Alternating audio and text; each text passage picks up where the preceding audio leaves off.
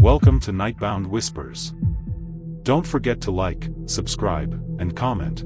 I put a lot of hard work into these videos, and your support keeps the darkness alive. Before starting today's video, tell us in the comments where are you watching from and what time is it there so we know from which state people are watching from. The first thing that scared me wasn't the restaurant. It was the hostess's face when she looked at her screen, then looked at me, and then looked past me like she was checking to see if I was alone. I gave her my name, told her I had a reservation for 2 at 7:30, and she smiled in that specific way people smile when they've been told to stay calm around someone. She seated me at a table near the back away from the windows and said my server would be right with me. I waited for 40 minutes for a man who never showed up. But I'm getting ahead of myself. I need to back up to February 10th, to the moment this whole thing started, because without that context you'll think I'm the one who did something wrong. I want you to understand clearly and from the beginning that I was just a person trying to do something nice for Valentine's Day.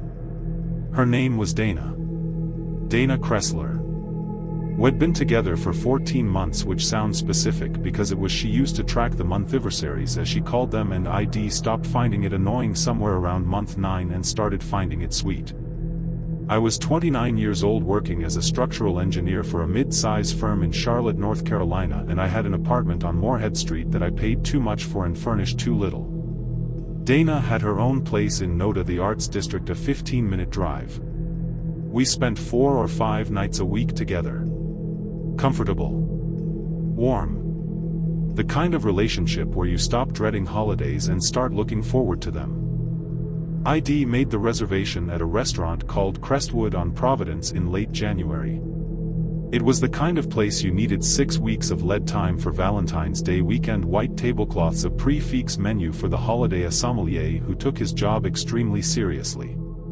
ID put it on my credit card, $90 per person, non-refundable deposit. Confirmation sent to my email. The date was February 14th, 7:30 p.m. Table for 2 under my name, Ryan Calloway. Dana and I had been fine. That's the word I kept coming back to when I tried to explain this to people later. Not great. Not terrible. Fine. We'd had a rough patch in November. She'd gone quiet on me for almost 2 weeks after I'd forgotten a plan we'd made, and when she came back she was warmer than she'd been in months, which I took as a good sign rather than what I should have taken it as. I bought her flowers. I cooked dinner. She cried a little and said she'd needed to think. I said I understood, even though I didn't, not really. I thought I did, which is worse. On February 10th, a Monday, I got a call at work from a number I didn't recognize. Charlotte area code. I let it go to voicemail. The message was from a man named Joel. He said he was calling because he'd found my number in Donna's phone. He said he thought I should know that he and Dana had been seeing each other since October. He gave me his last name, Arsenault, and said he wasn't calling to cause trouble. He was calling because Dana had told him she'd ended things with me in November and had believed her, and he was starting to feel like that might not have been true. His voice on the message was steady and quiet, the voice of someone who'd already gone through the shaking phase and come out the other side into something calmer and more resolute. I sat with my office door closed for about 20 minutes. I played the message 3 times. Then I called Dana. She answered on the second ring, sunny and normal, and I asked her who Joel Arsenault was. The pause before she answered was less than 2 seconds, but it was a very full 2 seconds. Then she said she didn't know what I was talking about. I told her about the voicemail. She said Joel was a guy from her gym who had a thing for her, that she'd never encouraged it, that had clearly gotten obsessive and tracked down my number somehow to cause problems. She was good. She was genuinely good. Her voice had exactly the right amount of exasperation, not defensive, not nervous, just tired of a problem she hadn't asked for. I believed her. I want to be honest about that. I believed her in that moment, and I spent 3 more days believing her, right up until the Thursday before Valentine's Day, when I decided quietly, without telling her, to call Joel Arsenault back. He answered. We talked for over an hour. He had screenshots. He offered to send them. I told him yes, and he texted them to me while we were still on the phone, and I sat in my car in a parking garage on Trade Street and scrolled through 4 months of evidence that the woman I was taking to Crestwood on Friday had been conducting a full relationship with another man since the end of October, and that his experience of those 4 months was almost identical to mine weekend by weekend, right down to the November 2-week silence, which Shed apparently used as near as I could tell to decide which of us she preferred, and had chosen neither. I should have cancelled the reservation. I know that. I know it now, and I knew it then, but something in me wanted to see it through to its face. I was angry in that particular quiet way that doesn't come out as shouting, it comes out as patience, as a very steady decision to let things arrive at their natural conclusion. I called Joel back on Friday, February 14th, and told him about the reservation. I told him the name of the restaurant, the time, and the address. I told him I thought he deserved to know. He was quiet for a long time, and then he said he'd think about it. I said okay. I didn't tell him I was still going. I got to Crestwood at 7:15. That's when the hostess gave me that look. That's when she seated me in the back corner alone, and a server came and took my drink order and didn't come back for 20 minutes, and when she returned she was professionally pleasant in a way that felt scripted. The restaurant was full. Valentine's Day. Red roses on every table. A couple to my left who couldn't stop touching each other's hands. A couple to my right having an argument so quiet and controlled that I could only tell by the architecture of their faces. At 7:40 Dana texted me running a few minutes late, so sorry, ordering an Uber now. I replied no rush. I ordered a glass of wine. I thought about Joel. I wondered if he'd come. I wondered what I'd do if he had. I wondered what I'd do if he hadn't, and Dana walked in and I had to sit across from her and eat a prix-fixe dinner in a white tablecloth restaurant while knowing everything I knew. I found that I didn't care which scenario played out. That absence of preference felt like the truest measure of how hollowed out I'd become in 4 days. At 7:58 the hostess walked back to my table. She apologized for the interruption and said there had been an incident at the front of the restaurant and asked if I wanted to move. I said no. She said with a precision that told me she'd been coached that a situation had developed involving another reservation and that she wanted to make sure I was comfortable. I asked what kind of situation. She glanced toward the front and I turned and looked. Dana was at the hostess stand. And so was Joel. They weren't speaking. They were standing about 6 feet apart, both of them staring at the hostess who was explaining something I couldn't hear. Donna's back was to me. Joel was facing mostly toward the door. There was a bouquet of flowers on the hostess stand, roses, the elaborate kind you get from a vendor outside the restaurant, already wrapped in cellophane, and they were between the two of them like something that had been set down and didn't belong to either. I watched. Nobody moved for almost a full minute. Then Dana turned and looked into the restaurant, scanning, and found me in the back corner. I raised my wine glass toward her. Very small. Very calm. She stared at me with an expression I'd never seen on her face before, not guilt, not fear, something more mechanical, like a program running a calculation. Joel turned and saw me too. His expression was different. His was the expression of someone who has just understood a joke that wasn't funny. I put $60 on the table for the wine and the bread they brought, and I left through the side exit by the bar. The cold February air on Providence Road hit me all at once, and I walked 2 blocks to my car and sat in it for a long time. I didn't feel the satisfaction I'd expected. I felt something closer to grief. Not for Dana, or not only for Dana. For the version of myself that had spent 14 months in a relationship thinking it was one thing when it had been at least partly another. I drove home on Independence Boulevard, and the city looked exactly like it always did, and nothing about it reflected back what I was carrying. I found out later through a mutual friend who worked at the restaurant and felt compelled to tell me, probably because she couldn't help herself, that after I left, Dana had tried to explain to Joel that she'd been planning to break up with me, that Valentine's Day was supposed to be the last dinner, that everything was about to change.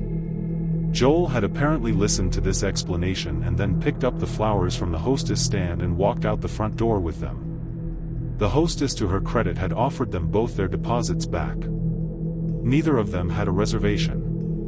The reservation, the real one with the $90 deposit and the non-refundable confirmation, was mine. It had always been mine. I was the one who was supposed to be there.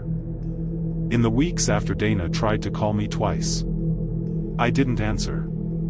I don't have a dramatic reason for that. I just genuinely didn't have anything to say. The relationship had ended the way a lot of things end, not with a confrontation or a final scene, but with an awareness that arrived in stages, and by the time you processed it all the way, the fire was already out. What stayed with me wasn't anger. It was the hostess's face. The way she'd looked past me when I gave her my name. The way she'd already known from whatever conversation she'd had before I arrived that my table was about to become the most complicated one in the restaurant. And she'd seated me in the corner anyway, because what else do you do with something you can see coming and can't stop? The last thing he'll tell you is this. About 2 weeks after Valentine's Day, I was clearing old emails and I found the reservation confirmation. February 14th, 7:30, table for 2, Ryan Calloway. And at the bottom in the automated footer it said, "We look forward to making your evening unforgettable." I read that line 3 times before I deleted it. I don't think they meant it the way it landed. But they weren't wrong. I'm going to tell you something I've never told anyone, not my therapist, not my brother, not the friend I called at midnight on Valentine's Day when I didn't know what else to do. I found my girlfriend's journal by accident on February 13th, one day before everything changed, and what I read in it didn't just end our relationship, it made me question whether I'd ever actually been safe. I want you to understand what I mean by safe, because I don't mean it in a vague way. I mean it in the specific, literal, physical sense. By the time I finished reading, I had opened our apartment's front door, looked down the hallway, and genuinely considered whether it was better to leave and not come back. Her name was Priya. She was 31, a graphic designer who worked remotely and kept the kind of structured, meticulous schedule that I'd always found comforting. I was 3 years older, a high school history teacher in Denver, Colorado. We'd been together for 2 years and 4 months, and we'd moved in together 8 months before this into a 2-bedroom apartment on Colfax near the Sunnyside neighborhood, and cohabitation had been fine. Mostly fine. Priya had her rhythms and I had mine, and we'd been learning to share the space without losing ourselves, which is the quiet work of every relationship, and most of the time you don't even realize you're doing it. She had a journal. She'd always had a journal. I'd known about it from early in the relationship, and I'd respected the boundary completely, the way you respect a private space, because I had no reason not to. It was a tan leather journal with a small brass clasp, and it lived on her nightstand, and I had never once touched it. I want to be clear about that. I had never read it, never been curious about it, never had any reason to question what she wrote in it. It was just part of the furniture of our life together. On February 13th, a Tuesday, I was working late at school parent-teacher conferences that ran until 8:30 p.m. Priya had been home all day. When I got back, the apartment was dim. She'd already gone to bed early. She said she wasn't feeling well, and I moved around quietly so I wouldn't disturb her. I made myself a late dinner, cleaned up, brushed my teeth. When I went to plug in my phone charger on my side of the bed, I knocked the nightstand lamp and it fell, and in the little scramble of catching things, the journal fell too, and the clasp popped open when it hit the floor, and it landed face up on a page about a third of the way through. I picked it up. I truly did not mean to read it. My eyes registered words before I could stop them, the way your brain processes language automatically, involuntarily. You can't unsee a word once it's landed. What I registered in that first involuntary second was my own name and the word again, and the phrase, "Can't keep doing this to him." And then, because I'm a human being and I'd just read the fragment of something that appeared to be about me, I read the full paragraph. It was dated November 18th of the previous year. Nearly 3 months before Valentine's Day. She wrote in her small, careful handwriting that she had done it again to someone she loved, that she couldn't seem to stop, that the therapist had told her the compulsion was a symptom and not a character flaw, but she wasn't sure she believed that anymore. She wrote that I was the 3rd person this had happened with, and that the first had moved to another city after he found out, and the second had told her she needed psychiatric help, and that she was afraid I was going to reach the same conclusion. She wrote that she loved me genuinely, but that love hadn't been sufficient before, and she saw no evidence it would be sufficient now. She wrote, "He's going to find out. They always do. And when he does, I need to decide whether to be honest this time or whether to run again. I stood in the dark bedroom holding her open journal in my hands with my heart going at a pace that I remember being aware of, physically aware of the way you're aware of your heartbeat when it's wrong. Priya was asleep or pretending to sleep 2 feet away from me. I looked at her. She was on her side, her back to me, breathing in the slow rhythm she always had when she was deeply asleep. I closed the journal carefully. I set it back on the nightstand. I got into bed and stared at the ceiling and did not sleep at all. Here is what I did not yet know what it was that Shed written about. Shed referenced the compulsion. Shed referenced a therapist and a symptom. Shed referenced other men who'd found out and run. But she hadn't named it. Not in those lines. And in the dark, in the sleepless hours before dawn on February 14th, my mind did what minds do in a vacuum. It filled the space with shapes. I thought about lies, about cheating, about secrets ID missed. I thought about money. I thought about things I couldn't name but could feel the outline of. By 5 a.m. I had constructed a dozen different versions of what she might have been confessing to, and none of them were the right one. In the morning she seemed better. She got up first, made coffee, came back to bed with 2 cups and my specific mug, the chipped blue one I always used, and she kissed me on the cheek and said Happy Valentine's Day. She was warm and entirely present. She asked what I wanted to do for dinner. I suggested Thai food, the place on Tennyson we'd been to on our first date, and she said that sounded perfect, and she texted the reservation while we were still in bed. I watched her do it. She set her phone down on the nightstand next to her journal, and for a moment her hand rested on the journal's cover the way you touch something out of habit, and she didn't notice she was doing it. I spent the day teaching. February 14th is always strange in a high school, the chaos of it, the declarations, the roses kids bring in and display on desks with a kind of innocent bravado. My 9th graders were distracted and I let them be. I sat at my desk during my free period and tried to think clearly. I wasn't angry with Priya, not exactly. What I felt was something closer to the suspension before anger, the held breath moment before you know which direction the fall is going. I needed to know what she was talking about. I couldn't unknow that I'd read it, and I couldn't move forward without understanding it. That much was clear. I got home before her. She was picking up dessert from a bakery she'd mentioned wanting to try. I had 20 minutes. I went to the nightstand and I read more. I won't pretend I was justified. I wasn't. I'd crossed a line and I was choosing to cross further. But I want to be honest about what I was actually afraid of, because by that point the fear was specific. The first man had moved to another city.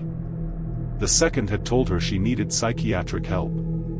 The language was the language of damage, of aftermath. I needed to know what kind of damage. The journal went back 8 months. I read forward from November 18th. I found a second entry dated December 3rd in which she described what she'd done in more specific terms. She'd described going through my phone while I slept. She'd described transcribing messages I'd sent to friends, noting names and dates and patterns, building what she called in her own words a timeline of his social world so that she'd know in advance about anything that might take me away from her. She'd described doing this every 2 to 3 weeks systematically. She'd described the anxiety she felt when she couldn't account for certain hours of my time and the calm she felt after she'd verified them. She described it as something she'd done with the first man and the second man too, and that the second man had discovered it when she'd accidentally left a document open on the shared laptop, and that had described what she was doing as stalking, which she said in the journal she found hurtful and reductive. She described the system she'd built around me. Not dramatically, she described it the way you'd describe a filing system. She had a folder on her computer of screenshots. She had a notes document that tracked my routines. She knew which bars I went to with colleagues and which evenings I went there and who I typically went with. She knew my approximate salary from a pay stub she'd found in a drawer. She'd looked up my ex-girlfriend on social media and kept a folder of her posts. She described none of this as harmful. She described it as necessary. She described the alternative, not knowing, as unbearable. I heard her key in the lock at 6:53. I put the journal back. I went to the kitchen and opened a bottle of wine and had a glass poured and waiting when she came through the door carrying a pink pastry box and a smile and her coat still cold from outside. She kissed me hello. I handed her the wine. We went to Thai food on Tennyson and sat at the same table we'd sat at 2 years before, and she was engaged and warm and funny, and she held my hand across the table and looked at me with what appeared to be genuine happiness. I looked back at her and I felt like I was looking through glass. Like the woman across from me was both real and not real simultaneously, the one ID loved and the one who had been building a surveillance archive of my life without asking permission. Both of those women were the same woman. That was the part one couldn't reconcile. That was the part that kept me up for weeks after. I didn't say anything that night. I know that might be hard to understand. I was 34 years old and I'd been in love with this woman for 2 years, and what I'd read in that journal didn't erase that. It complicated it monstrously, but it didn't erase it. I needed to think. I needed to understand whether this was a thing that could be addressed or a thing that couldn't. I've thought about that distinction a lot since then. I'm not sure I've settled it. I called a therapist of my own the following week. Not the same one Priya was seeing. I didn't know who that was. Shed never mentioned a name. My therapist, Dr. Elaine Marcus, listened to all of it across 2 sessions and then said something I've thought about almost every day since. She said that what Priya was describing in the journal, the compulsive monitoring, the anxiety, the pattern across multiple relationships, was consistent with a recognized condition that was real and treatable, but that real and treatable didn't mean safe for a partner who didn't know it was happening. She said the question I needed to answer for myself wasn't whether Priya was a bad person. She said the question was whether I could exist in a relationship where my privacy had been and would likely continue to be dismantled in secret, and whether I wanted to. I brought it up with Priya in March. I'll spare you the details of that conversation because they're private and also because they went every direction at once. What I'll tell you is that she didn't deny it. She cried. She said she'd been trying to stop. She said she'd been trying for 2 years. She said she loved me in a way that made the not knowing unbearable, and I believed her, and that belief was the most complicated thing I'd felt in my adult life, because it meant the love was real and the harm was real simultaneously, and neither canceled the other out. We ended the relationship in April. She moved out in May. She kept seeing her therapist. I hope she still is.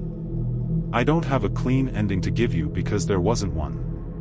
What I have is this: occasionally in the apartment we used to share, I'll move something, a mug to a different cabinet, a book to a different shelf, and I'll notice that I felt a specific way about doing it. Free isn't the right word. Something more like audible. The way a room sounds different when the furniture has changed. Quieter and larger and a little harder to navigate, but yours. Only yours. The journal is presumably still with her. I've thought about what's in it. I've thought about the folder of screenshots on her computer. I've thought about the notes document with my routines. I've thought about the fact that somewhere there is a detailed record of my life that I never agreed to and can't access and didn't know existed for 8 months. I'll never know what's in all of it. That's not the haunting though. The haunting is simpler. The haunting is that I lived it while she watched, and it looked like love from both sides of the glass.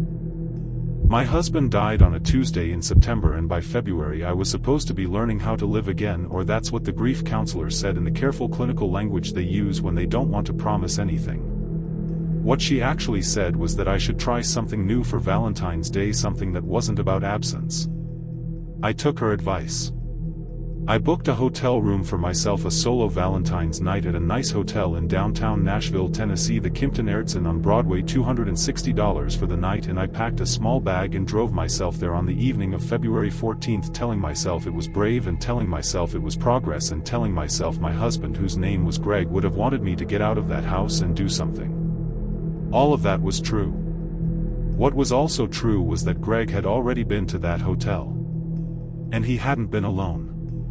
Let me back up 11 months. Greg died September 3rd, a heart attack, completely without warning, at 44 years old. We'd been married for 9 years. We had a house in the Bellevue neighborhood of Nashville, a golden retriever named Biscuit, and what I believed was a good marriage, not a perfect one because we'd had our years, but a real one with texture and history and the kind of comfortable intimacy that comes from choosing someone every day for almost a decade. We didn't have children, which was a choice we'd made together and one ID never regretted, and which meant that after September 3rd I was very, very alone in a house that had been built for two. The grief counselor's name was Dr. Parrish, and she was patient with me in a way that I found simultaneously comforting and faintly infuriating, the way you feel about anyone whose job requires them to absorb your pain professionally. She'd been seeing me since October. By January she said I was making progress. I wasn't sure what she was measuring. I got out of bed. I fed Biscuit. I went to my job at the title company 3 days a week. I called my sister on Sundays. If that was progress, I was progressing. The hotel idea came from a magazine I'd been reading in Dr. Parish's waiting room. An article about reclaiming holidays after loss. The therapist quoted in the article said to do something that belonged entirely to yourself, something with no memory attached. I'd never stayed at the Kimpton. Greg and I hadn't had a reason to stay in downtown Nashville. We lived 20 minutes away. It was new territory. Neutral ground.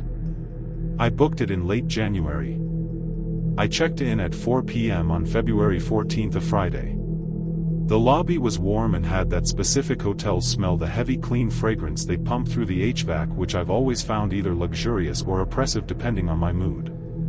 The front desk agent, a young man with a name tag that said Marcus, pulled up my reservation and started typing. I watched his face change. Just slightly. The kind of thing you might miss if you weren't looking, but I was looking because the grief had made me more attentive to faces in the way that sustained fear makes you attuned to sounds. He said there was a small complication with my reservation. He said it in the tone hotels use when they're hoping to handle something before you make it larger. He stepped aside and spoke quietly to a colleague, a woman in her 40s, who came around the desk and introduced herself as the manager on duty and asked if she could speak with me privately. My first thought was that there was a billing issue. My second thought, arriving half a second later with the irrational intensity of the recently bereaved, was that something had happened. That there had been an incident. That I was about to receive news the way I'd received news in September, standing in a different kind of lobby with a different kind of professional explaining something I didn't want to understand. She walked me to a small office off the lobby. She offered water. I sat down. She sat across from me and folded her hands on the desk in a specific way that told me she'd been in difficult conversations before and knew how to hold them. She said that the hotel's records showed my husband's name, Greg Harmon, on a prior reservation. That the reservation had been made last April and had included 2 nights, April 8th and 9th.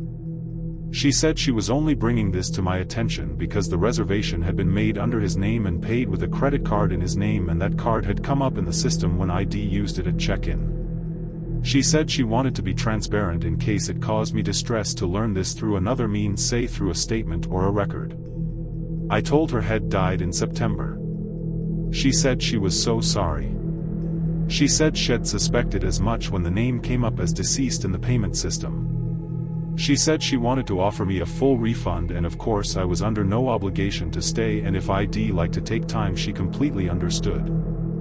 I told her I wanted to stay. I don't know why. I said it before I'd thought it, the way you answer questions sometimes from somewhere below the thinking level.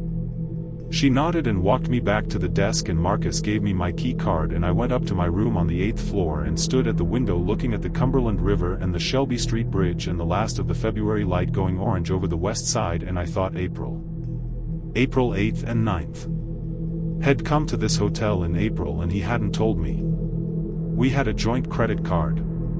I should have seen the statement.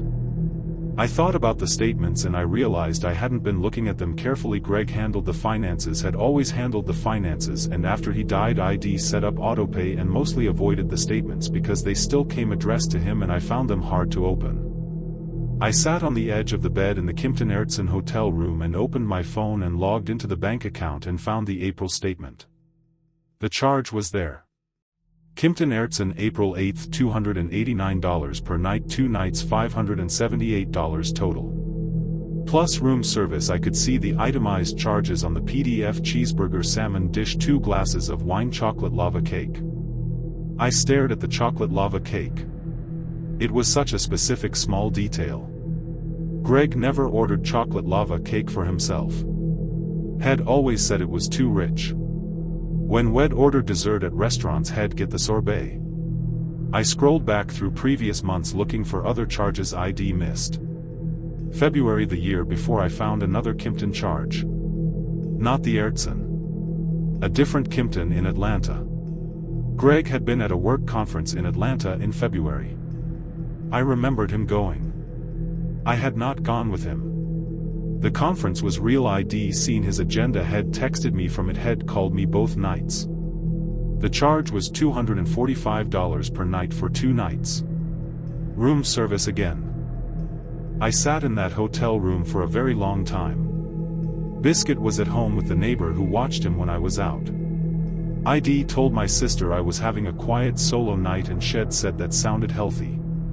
I had nowhere to be and no one expecting anything from me, and I was holding the shape of something I didn't want to name. The thing about grief is that it's already such a complete dismantling. People talk about the stages like they're a corridor you walk through. Anger. Bargaining. Acceptance. But what they don't tell you is that the stages aren't about the loss you thought you lost. Sometimes they're about a larger loss that arrives later, the loss underneath the loss, the thing you discover about the person you were grieving that changes what you were grieving for. I had been grieving the Greg I knew. The Greg I'd been married to for 9 years. The Greg who handled the finances and never ordered chocolate lava cake and called me both nights from the Atlanta conference. I had room service myself that night. I don't know why that detail matters, but it does to me. I ordered the salmon, which was on the menu just as it had been on April 8th, and I ate it sitting cross-legged on the hotel bed watching a movie I can't remember, and I thought about my husband ordering the same thing in a room like this one, possibly this same room with a person I will probably never know the name of, and I thought I am still here and he is not, and neither of those facts cancels the other, and am not sure what to do with both of them living in the same chest. I checked out in the morning. I gave Marcus at the front desk a small nod on the way out. He nodded back. Neither of us said anything. I drove home on I-65 in Saturday morning traffic, and when I got back, Biscuit met me at the door with his tail going the way it does, and I sat on the kitchen floor with him and let him put his whole head in my lap, which he knew I liked, and I stayed there for a while. I never found out who Greg had been with. I made a decision, not quickly, not easily, not to try. I know that choice won't make sense to everyone. I made it because I was already grieving the only version of Greg I could reach, and the person had been in that hotel room in April was a version I couldn't access and couldn't confront and couldn't get answers from, and I decided that living in that mystery was less damaging than hunting it.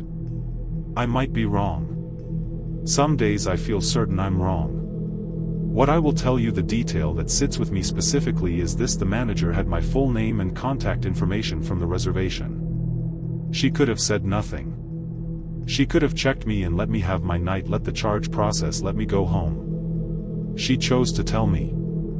I have thought about that choice a great deal, whether it was kindness or whether it was something she felt she owed me, some debt between strangers that gets discharged with honesty. I haven't decided. I think about her folding her hands on that desk. I think about the tone of it, not cruel, not clinical, something in between. Something like the beginning of a truth that she knew I'd have to finish on my own. Greg's been gone for 5 months since Valentine's Day. 8 months total now. Biscuit sleeps on his side of the bed, which I used to discourage and have since stopped discouraging. The bank statements still come addressed to him. I open them now. Every month I open them and I read them all the way through, and there are no more surprises, which is either a comfort or the saddest thing I can think of depending on the morning. I realized something was wrong with my boyfriend on Valentine's Day when he texted me, "I can't wait to see you tonight, you're the only thing that matters to me," at 2:17 in the afternoon. And then sent the exact same message again at 2:19, word for word, punctuation identical, like a copy-paste. And when I pointed it out, he said he hadn't sent it twice. I showed him the screenshot. He looked at it for a long time and said his phone must have glitched. I told myself he was right. I told myself phones do that. I told myself a lot of things over the next 6 hours right up until I found the second phone in his jacket pocket and understood that the message had been meant for someone else entirely and I'd been the accident. His name was Trevor Marsh. 36 years old, pharmaceutical sales rep based out of Indianapolis, Indiana. I was 33, a dental hygienist, lived in a house I was renting in the Broad Ripple neighborhood about 20 minutes from his apartment near downtown. We'd been dating for 7 months, met on Hinge in July, moved fast by some standards, slow by others. He traveled about 2 weeks every month for work, which I'd accepted early on as a condition of the relationship. When he was home, he was attentive and present, and he brought me things from wherever had been, not expensive things, small things, the way you bring someone proof that you thought of them. A jar of local honey from Louisville. A coffee table book from a museum in Cincinnati. It's the small gifts that do the work. We'd made plans for Valentine's Day that had initiated dinner at a restaurant called Provision on Mass Avenue, known for its tasting menus, and then a night at his apartment since mine was being painted. I'd packed an overnight bag. I was excited. I remember the specific quality of that excitement, the comfortable kind that doesn't require performance, the kind that comes with someone you trust. That's worth noting because of what came after. The double text arrived while I was at work between patients. I texted back asking if his phone was glitching, and he called me immediately, laughed it off, said had been going to say one thing and changed his mind midway. That was the explanation. Had typed the message, decided to rephrase, deleted it, then somehow sent the original. Autocomplete malfunction maybe. He was breezy about it. I was breezy about it. We moved on. I got to his apartment at 6:30. Had cooked not the whole dinner but appetizers, a cheese and charcuterie spread that had clearly put effort into the crackers, fanned out the way restaurants do it, the prosciutto folded into little roses. He was in a button-down and had lit candles, and there was music playing from his Bluetooth speaker, the kind of playlist you make when you want something to feel deliberate. It was all correct. All of it was correct.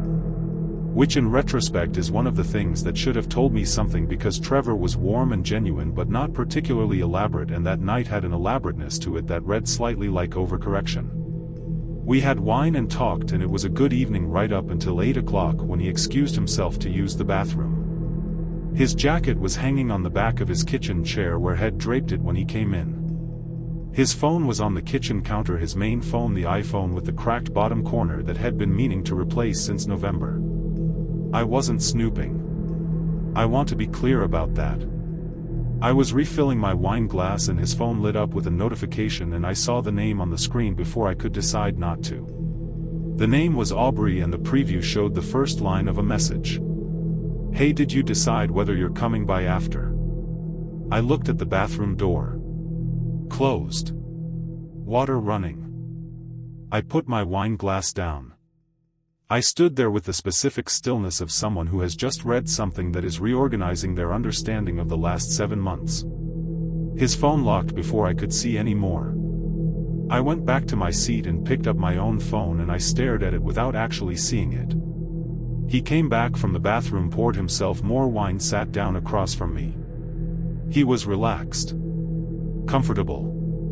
He started telling me a story about something that had happened at work that week. A client in Fort Wayne had said something ridiculous, and I listened to the shape of the words without absorbing them. I was waiting to see whether He'd check his phone. He didn't. He left it on the counter, screen down, which was how he usually kept it in company, which I'd always taken as a sign of respect and now read differently. We left for the restaurant at 8:30. He wore his jacket. We walked to Mass Avenue. It was February, cold, 28 degrees, but no wind, and our breath came out in small clouds, and he held my hand and we talked about nothing consequential, and I kept a specific quiet part of my attention trained on how normal he seemed. Completely normal. The performance of something that wasn't a performance, or at least that's what it had looked like until 40 minutes ago.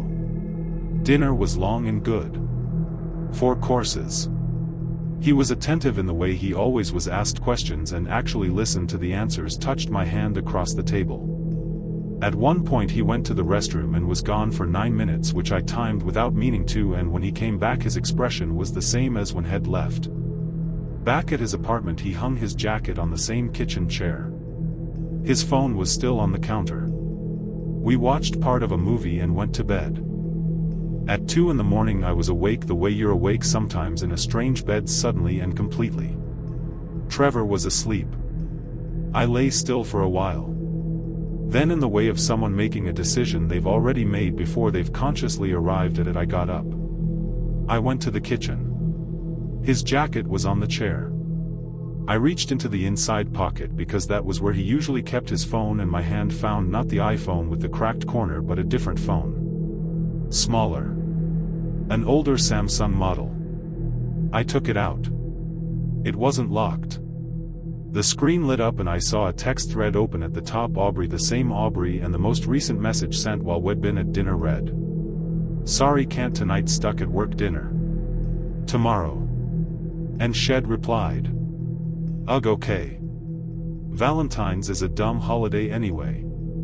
And he hadn't responded to that. I scrolled up. 2 months of messages. Regular, warm, escalating in intimacy. Her name was Aubrey Delaney. I know that because in one message Shed signed it with her full name as a joke about a formal complaint Shed been sending to someone else. She was from context someone had met through his sales territory. She mentioned a pharmacy by name, mentioned a district manager they both knew. He texted her from this phone on evenings when he was home on the 2 weeks a month he traveled on Tuesday nights when had told me he was at the gym. The messages were parallel to ours in tone and pattern in the specific things he said. He used some of the same phrases. Not all of them. But enough. I found the sent message, the one had meant for her, the one that had glitched to me at 2:17 p.m. I can't wait to see you tonight, you're the only thing that matters to me. Had sent it from the Samsung. The iPhone sitting on the counter still showed his message to me, the corrected version, same words, different recipient. Had sent it to her and then, realizing his mistake, copy-pasted it to me as damage control. The glitch had been him. I put the Samsung back in his jacket pocket exactly as ID found it. I went back to the bedroom. I listened to him breathe in the dark for a little while, the deep, slow breath of someone who'd had a clean night, who managed everything smoothly, who was not lying awake with his life reorganizing around him. I got up at 6 a.m. and I left before he woke. I left my overnight bag. I took my coat and my keys and I walked to my car in the cold gray February morning, and I drove back to Broad Ripple, and the smell of fresh paint in my hallway hit me as I opened my door, clean and sharp, and I stood in it for a minute. He called at 9 a.m. I didn't answer. He texted at 9:15. Hey, you left? I didn't reply. He tried again at noon, a longer message about being worried, asking if had done something, asking me to call him. I read it and put my phone face down on the coffee table and sat across from it like it was an object I was studying. I thought about Aubrey Delaney and whether she'd known about me. I thought about the small gifts had brought back from travel, the honey, the coffee table book, and whether they'd come from a version of those trips that was different from what had described. I thought about all the calendar squares of the last 7 months and how many of them I'd understood correctly and how many I hadn't. I texted him back at 6 p.m. One line. Check the inside pocket of your jacket. He called immediately. I didn't answer. He called 4 more times. The last call came at 9:30 p.m. and I was already in bed, and I let it ring, and then it stopped and the room was quiet, and I lay in the dark in my freshly painted house and thought about the fact that he had sent the message at 2:17 and the accident had been the only honest thing about the whole day, and maybe the only honest thing had given me in 7 months, and he hadn't even meant to. 2 weeks later I saw on Instagram a public account, not someone I followed but a friend, had tagged her, Aubrey Delaney, posting a photo of herself at what appeared to be a very nice restaurant. The caption said, "Finally a real date night." She was laughing in the photo. She looked like someone who'd had a good night. I don't know what had told her. I don't know if she knows about me the way I know about her. I closed the app and I haven't looked again. Some informations complete you and some just leave you standing in a hallway that smells like fresh paint, holding a coat, deciding what to bring inside and what to leave at the door. The call came at 11:47 on Valentine's night, and the caller ID showed my boyfriend's name, and I answered expecting to hear his voice, but it was my sister instead, and the way she said my name, just the one word, slow and very careful, made me understand before she said anything else that something had gone wrong, and that whatever she was about to tell me I was not going to be able to unhear. What she said was, "I need you to come. I'm at the house on Millbrook. You need to come right now, and you need to come alone." She said don't call anyone else first. She said she'd explain when I got there. She said she loved me. And then the call ended, and I was standing in my kitchen in Raleigh, North Carolina, holding a phone that still showed Nathan's contact picture, a photo from a camping trip last June, him squinting in bright sun, and I did not know yet that by the time I reached that house on Millbrook Road I would have to choose between protecting my sister and protecting a man who had not, it turned out, been entirely honest with either of us. His name was Nathan Cole. He was 38. He owned a landscaping business, had for 6 years employed 14 people, ran a tight operation, and was by every measure ID applied in the 16 months we'd been together a steady and decent man. We were not living together. I had my apartment in Raleigh, he had his house in Cary, but we were serious in the way that implies a trajectory rather than just a present tense. I was 35 and a middle school librarian, and ID had enough relationships to know the difference between something temporary and something that felt like it was building toward a life, and this felt like the latter. My sister Denise was 29 and lived in Garner, about 20 minutes south of Raleigh. She and Nathan had met at my birthday in October and had gotten along, or I thought they'd gotten along, the casual, comfortable way of two people who like each other through a third person. They'd exchanged numbers in case of emergency, something ID actually suggested, because Nathan and I had talked about what to do if something happened while we were together, and he wanted to be able to reach family. Valentine's Day that year was a Thursday. Nathan and I had plans to have dinner at my place. ID been cooking a whole project risotto and a salad and the chocolate cake ID attempted twice in practice runs, and he was supposed to arrive at 7. At 6:40 he texted saying he was running behind a work issue, maybe 7:30. I said fine. I kept the risotto warm. 7:30 came. 8 came. He texted at 8:03. So sorry, this is turning into a whole thing. Give me an hour. I said fine again with slightly less enthusiasm. At 9 I opened a bottle of wine and ate risotto by myself at my kitchen table and texted him that dinner couldn't wait, but I was keeping the cake. He sent a heart emoji. At 10:15 he called and said the situation was handled and he was on his way. He sounded tired, in the way of someone who'd actually dealt with something logistical, not in the way of someone who was lying, and I know the difference because I've been lied to before. He said he'd be there in 45 minutes. I said I'd see him then. I started doing dishes. 11:47 my phone rang. Nathan's name. My sister's voice. I got to the address on Millbrook Road in 40 minutes. It was a house I didn't recognize, a ranch-style house in a subdivision. I'd never been to the kind of neighborhood where all the houses were built in the 90s and most of them had the same 2 trees in the front yard. The lights were on inside. Nathan's truck was in the driveway. Denise's car was at the curb. I sat in my car for a moment looking at Nathan's truck. The bed of it had some mulch in it left over from a job, which was normal. His windshield had a dusting of frost because he'd driven from somewhere and it had been cold enough to ice. Normal. Denise answered the door before I knocked. She'd been watching for my headlights. She was wearing a jacket over a dress, like she'd come from somewhere and hadn't fully settled, and her face was the face of someone working extremely hard to be composed. I asked where Nathan was. She said he was in the living room. She stepped back to let me in. The house belonged, I learned in the next 10 minutes, to a woman named Sandra Voss. She was 43, a nurse, and she was sitting in the living room on a couch with a throw blanket over her lap and a glass of water in her hand, and an expression I can only describe as having arrived on the other side of something. Nathan was in an armchair across from her. He looked at me when I came in. He stood up. Let me tell you what had happened, because my sister explained it to me later in the car in a sequence that I'll try to reconstruct. Denise had been seeing someone. She'd been seeing someone for 2 months and she hadn't told me because it was new and she was private about new things, which was true, she always had been. The someone was Sandra's husband. She hadn't known he was married, had presented himself as divorced, which had been claiming for over a year across apparently several relationships, none of which was fully accurate.